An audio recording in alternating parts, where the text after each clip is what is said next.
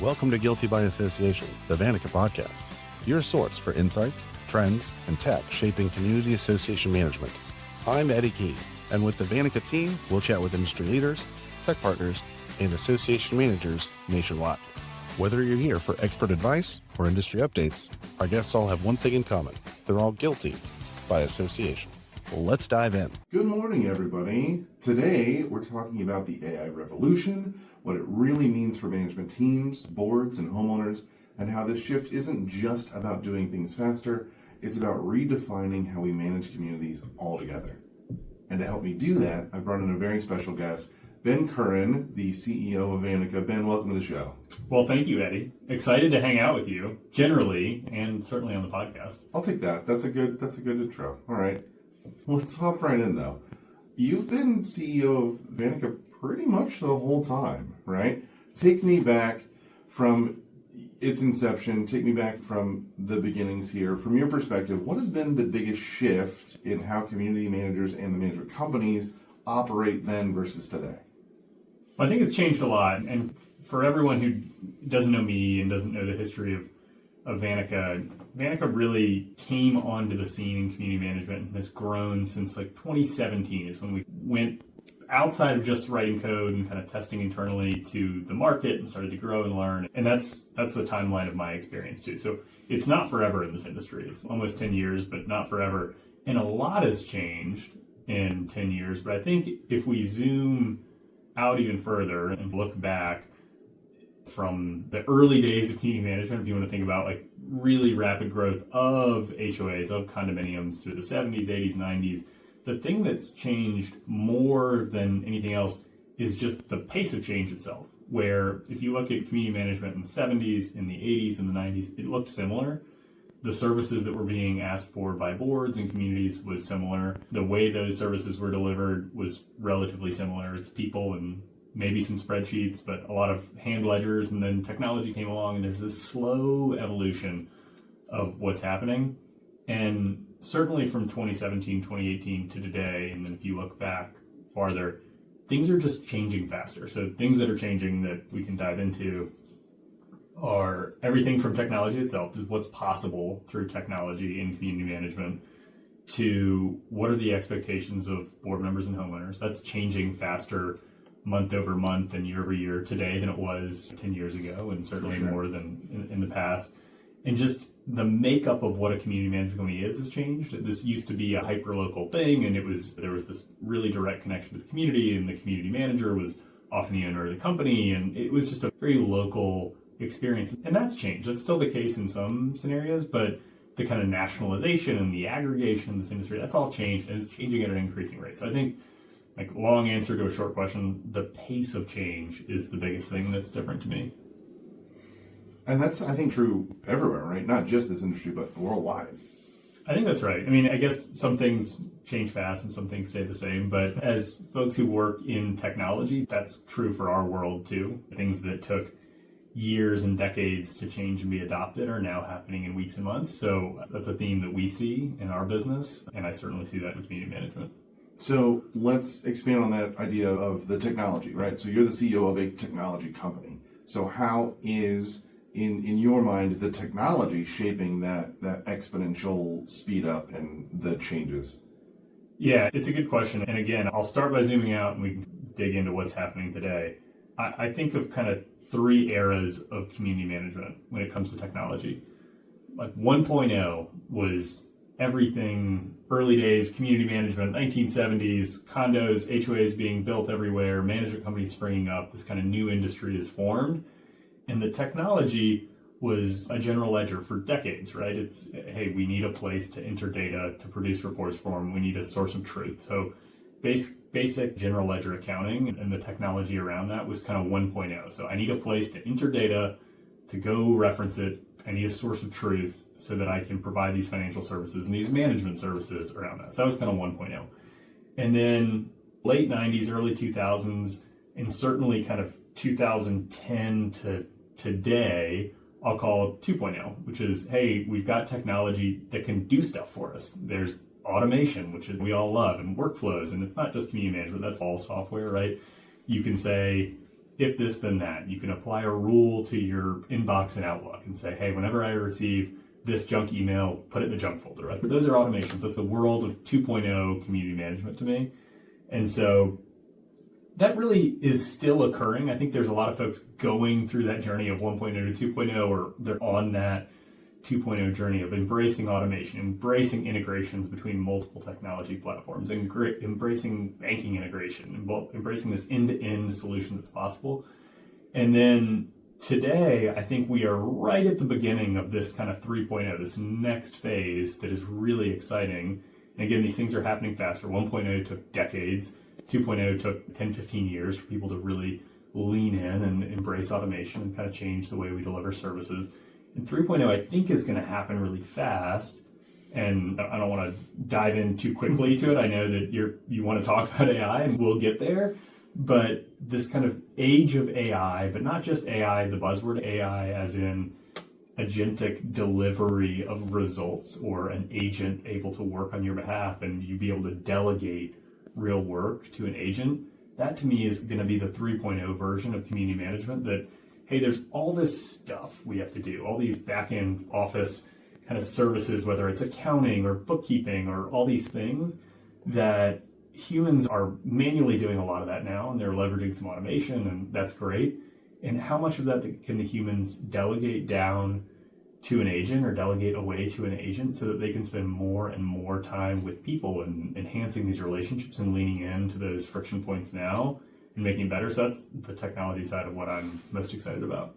And that's a really interesting point, right? Because a lot of people, or some companies, are hesitant to adopt AI. People that work in these companies are concerned about like a loss or a complexity of their job changing. What are some of the biggest things that you hear that are maybe misconceptions, and how should people start to think about these agentic robots working for us? Yeah, I love the robots working for us moves. The thing that I think people go on like a journey of thinking about AI, and first it's, can this actually do anything for me? Like, you see the buzzwords, we can't avoid it. It's in the news, it's finding us, it's everywhere. And I think at this point, most people have interacted with AI in some form or fashion. If AI, before we started calling it AI, like talking to Alexa or saying what's the weather, and then there's a data lookup and like, hey, return information, it feels magic, right? I'm sorry, I don't know how to do that, but here's some results from the web. Exactly. Yeah. So we've all had that experience with kind of these older machine learning solutions, we'll call it. But then more recently, I think most people have used, whether it's ChatGPT or Claude, Anthropic, like some of these platforms. And so I think the journey that people go on is often first, can this actually do anything for me? So they dip the toe in. Some people have said, oh my gosh, this is amazing. They've jumped in the pool and used it as a consumer to leverage their time. And then there's this kind of next phase, which is, can this transform my business, or what else can this do? And I think there's a crossroads that people get to. And this is a real and important thing. I don't know that there's a right answer here. But I think a lot of people start to think, oh my goodness, what does this mean? If I extrapolate this out, if I take this as far as it can go, does this mean that I become irrelevant? Does this mean that my team becomes irrelevant? Like, does this take jobs? Does destroy jobs? And I'm quite optimistic that it's not that. I think it's much more, it's not going to replace human connection when we look out farther on AI. I think it's going to enhance it. It's going to allow people to do the things that only people can do, and preferentially allocate time toward a conversation like this, or an empathetic interaction, or using judgment and all these things, and allocate away from pure processing based stuff. It's like, oh, now I got to go back and respond to 100 emails, or now I got to go sort all these things. And I think that's what's exciting. So I guess to go back to your question, which went off track on, is like, are people worried about job loss? Are they worried about these things? I think people are worried about those things, and I think that's normal and natural. I have a very optimistic view about how that's going to play out in the future, but I think it's normal that people are worried about that. I heard an interesting concept, or I guess a positioning for this from someone, and they said, you're not going to be replaced by the robot. You now become the robot supervisor, and you are reviewing its tasks, and you are making sure that it is doing what it needs to do. Do you see it going that way? I think that's directionally right. I think it's directionally right. The way I would think about AI is, and this is maybe especially useful for folks pretty new in their interaction with AI or really new or even haven't even started thinking about like what is agentic AI is instead of thinking about it as, hey, how can this make me 10% more efficient? Or how can I automate this thing or have this task done for me, this little micro piece? Or how can I review this work? I would think much more about an agentic solution or an AI agent as a really trusted senior level employee that's going to work 24/7 and is tireless and relentless in their pursuit of whatever you've delegated to them. So that's the thing I think to think about is what could I delegate to a senior level employee that doesn't require face-to-face human interaction and like this empathic thing that we're doing, but what else could I delegate to someone that's very effective and is incredibly smart and will work tirelessly to get it done? And so I would think about it like that and then think about what would that allow me to do with my time? Like how could I spend more time with people and more time using judgment and building relationships and friendships and all those things. So I think that's maybe how I would approach that question. Okay, so follow up to that. How do you use AI in your just regular day-to-day life as businessman, father, whatever you're doing? Sure. Well, all the time, consistently, more and more, I think is every day there's more and more usage. So there's core, easy, simple stuff that I think is no-brainers for everyone at this point. Like you used to use spell check or Grammarly to help you figure out what's in your email. Like AI can do that just fast and excellent and with incredible accuracy. And if it's taking a first draft at writing up something or understanding what an email says or comprehending, downloading information from a paper that you want to read or something, that's a no-brainer kind of cheat code all day long, every day. Use AI like that. I think I'll use a fun example of something I've started doing much more recently. I think you'll like this, Eddie. I love to learn. I love to consume information. I read a ton of books. I love listening to podcasts, all this stuff. What I've found recently, and this is not a plug just for ChatGPT, but I happen to use this feature a lot, is the voice conversation feature. So if I'm driving in my car, it used to be, hey, how can I learn something on my 20-minute commute home? I want to listen to this podcast. Maybe I'll look up some stuff afterward if it prompts an interesting idea. Instead now, if you're curious about something, say I want to learn about topic X, whatever. Pick some crazy topic that I don't know anything about, like astrophysics, whatever, like pick something crazy. Using that kind of voice conversation feature, which and how all this technology connects is amazing. Like start this in ChatGPT, which if you have the paid version is just to the right of the search bar.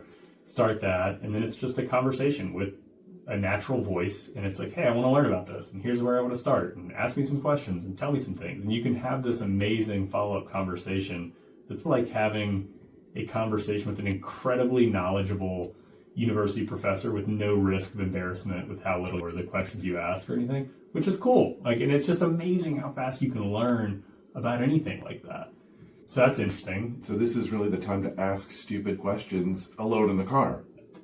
So at the risk of sounding like a crazy person, I've been talking to myself a lot in the car, but it's having a conversation with AI, and I'm learning a ton about things that I'm just curious about in real time. And maybe it's something from work that, hey, I feel like I've almost got this, but I want to go a couple levels deeper. Or here's a technical problem we're solving. I want to learn a bunch about this, but I don't have time to sit in front of my computer right now and go do that. It's like consume some information.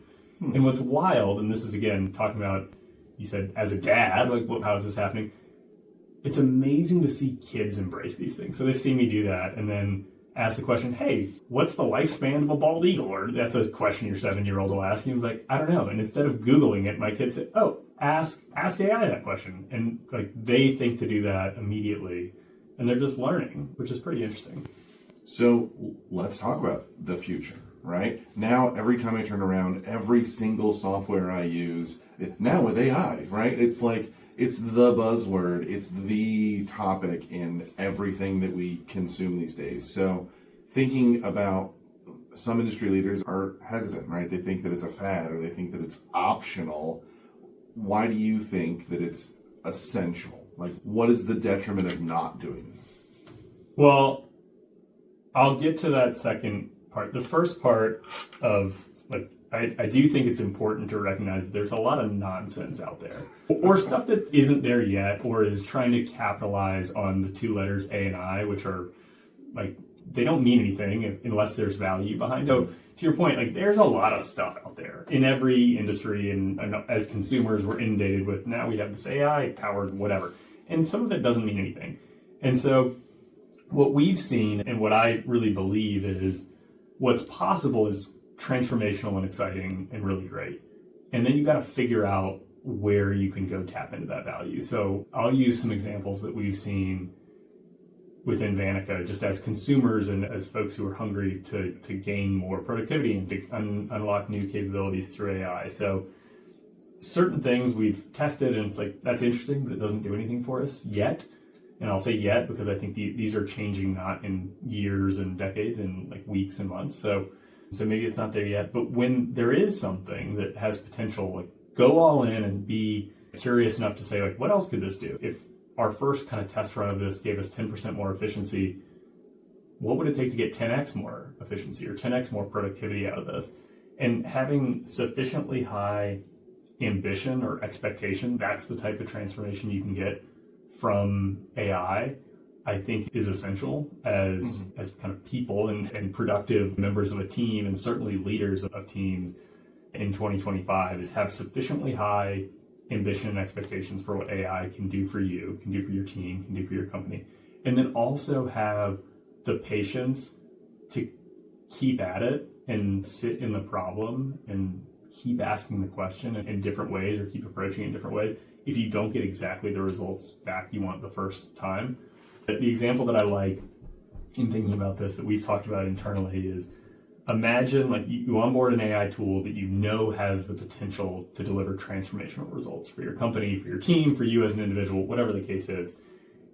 Imagine that instead of that, it's, hey, you've hired someone that's incredibly well educated, went to a great school, has amazing experience, is like the best resume of anyone you've ever hired. Their references were amazing. And you know that they are going to work 24 hours a day, 7 days a week, and they're so excited to do it. They'll never get tired, all those things. And the first task you give them, what comes back is not right. Do you say, like, that was a bad hire and I have to move on? Or maybe say, I should maybe engage with this person in a little different way. Maybe I didn't set the context right. Or maybe they need more information. Or maybe they'll receive those directions in a different way.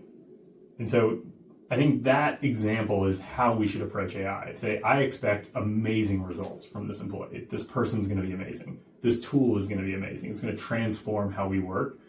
But it may take us a minute to figure out how to work together. Like, this is a new relationship. So not everything's going to be amazing. Not everything's going to be transformational. But when you have something that could be, have sufficiently high ambition, have sufficiently high patience, and then iterate until you figure out how to get that massive result that you know is there.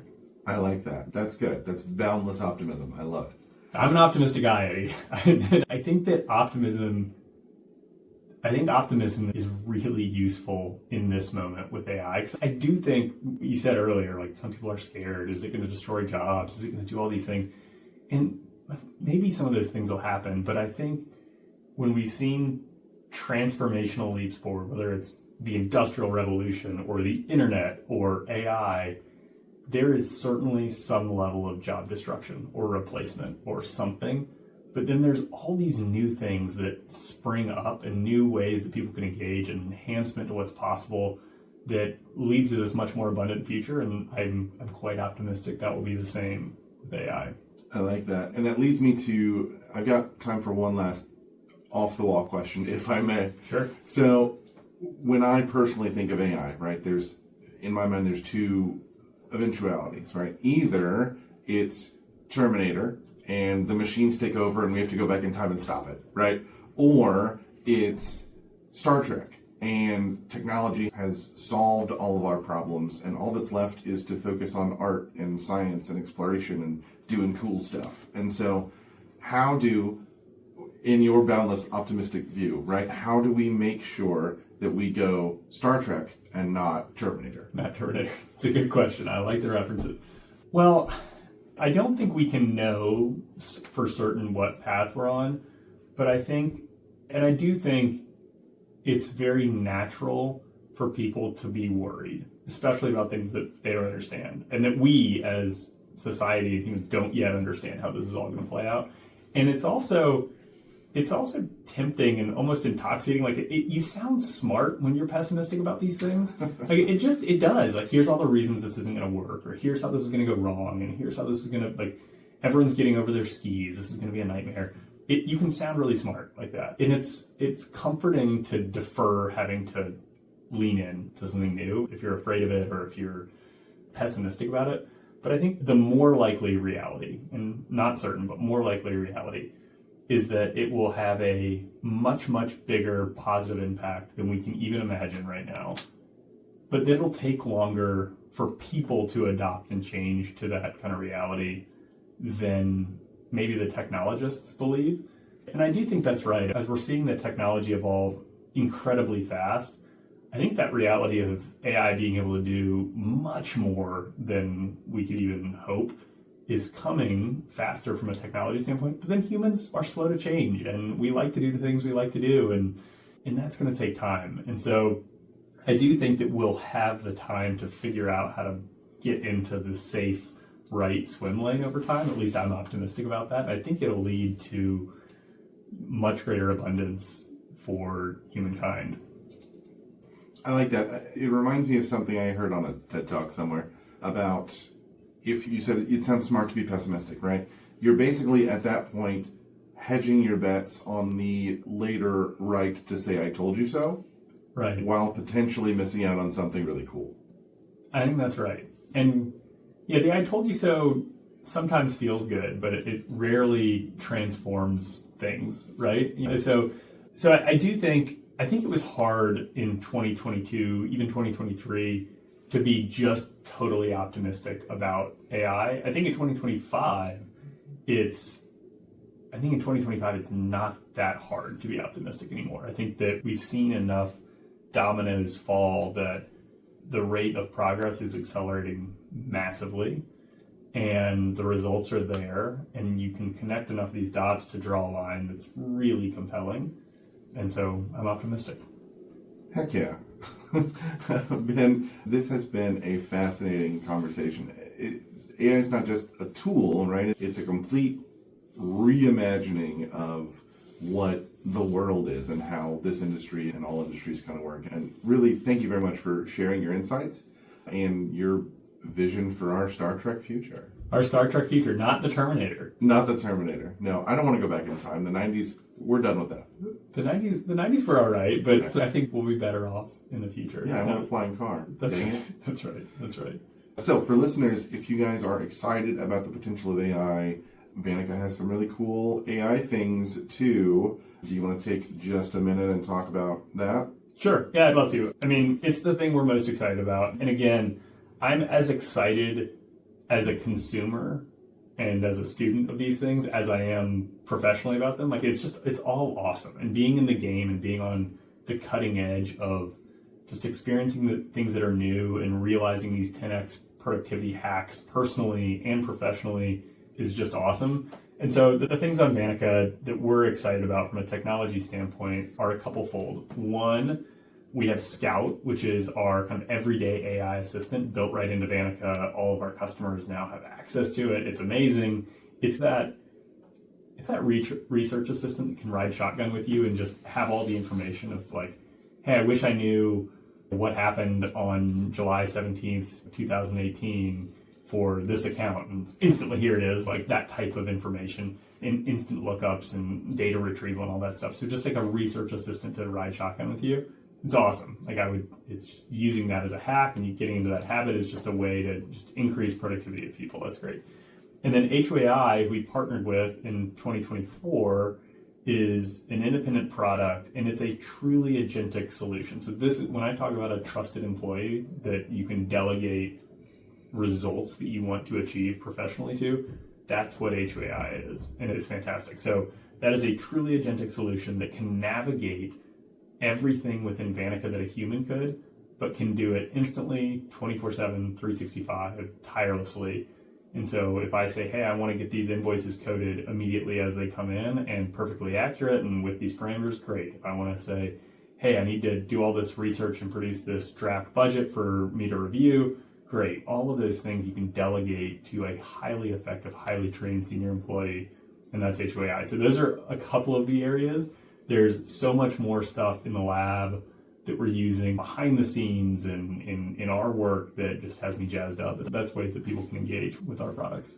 And if people want to know more, they can go to Vantaca.com for more information and demos and all sorts of cool stuff, right? All that stuff, yeah. Get in touch with our team any way that works for you. Vantaca.com, HOAI team, HOAI.com, all that stuff. We love talking about this stuff. So whether it's a podcast or a webinar or one-on-one, this is the thing that I'm passionate about. I think it's the thing that our team is most fired up about. So we would love to share what we're seeing and what we believe in, and hopefully that'll create great results for a lot of people. So again, thank you, Ben, so much for your time. I really appreciate it. If you guys enjoyed this episode, don't forget to subscribe, leave a review, and share it with a colleague or friend. We want to continue this conversation about the future of community management. So we need listeners to do that. Otherwise, we're just talking in a weird room. It's fun, though. It is fun. I love talking to you, Eddie. No, this has been great. We are excited about the future, so we love to share it with other folks. Yeah. Awesome. Thanks so much. Thanks, Eddie. And that's a wrap for this episode of Guilty by Association, the Vantaca podcast. Thanks for tuning in. If you enjoyed this episode, subscribe, leave a review, and share with your friends. Got a topic you'd like us to cover? Let us know. And until next time, remember, we're all guilty by association.